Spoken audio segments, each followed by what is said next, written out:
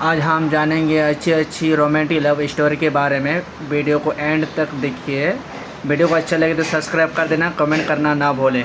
दोस्तों वीडियो पे बने रहिए।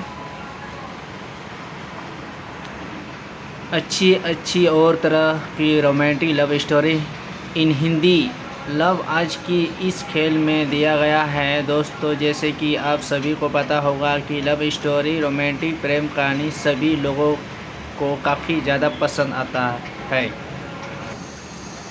ऐसे भी आज हमने आप लोगों के लिए नई नई top 10 romantic love story in Hindi love को आपके लिए लेकर आए हैं।